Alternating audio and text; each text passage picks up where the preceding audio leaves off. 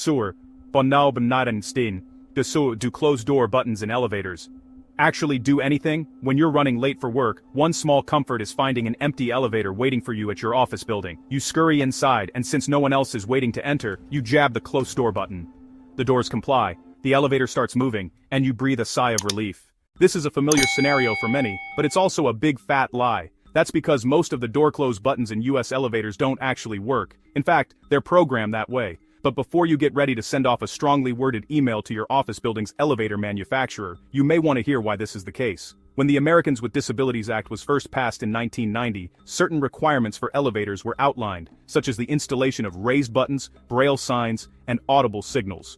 The act ensured that someone with a disability would have enough time to get inside, stipulating that elevator doors must remain fully open for at least 3 seconds and thereby preventing the button from cutting that time short. Some elevator manufacturers took it one step further by deactivating the button entirely. Since the lifespan of an elevator is about 25 years and the Disabilities Act has been around for 28 years, it's safe to assume that most of the elevators in operation today do not have a functioning close door button, the New York Times reports. Only firefighters are able to close elevator doors manually through the use of a key. It's important to note that there are exceptions to this rule though. As the New York Daily News noted, New York City elevators are required by law to have working close door buttons, even though some operate on a long delay, so long in fact that it calls the button's usefulness into question. However, you're in luck if you're taking a lift, which of course is British for elevator. Closed door buttons are fully functional in most elevators in the UK, according to the Telegraph. A spokesman for the Lift and Escalator Industry Association told the newspaper that not all elevators have the button, but when they're present, they do work.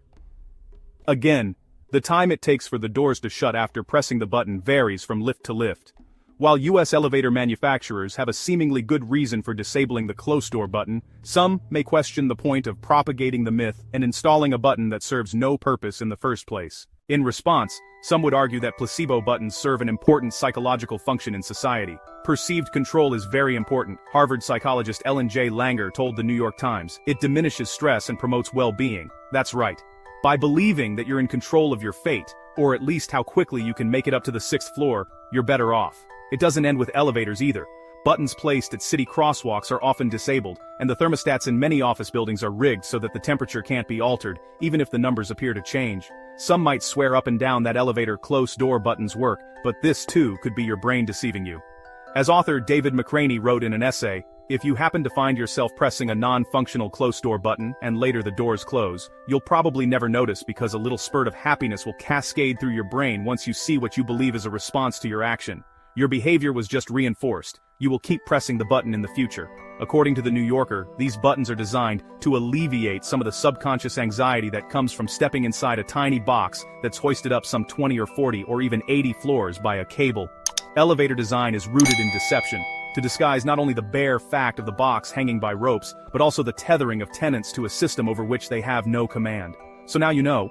Next time you're running late to work, take comfort in the fact that those few extra seconds you would have saved by pressing a functioning close door button aren't worth all that much in the long run.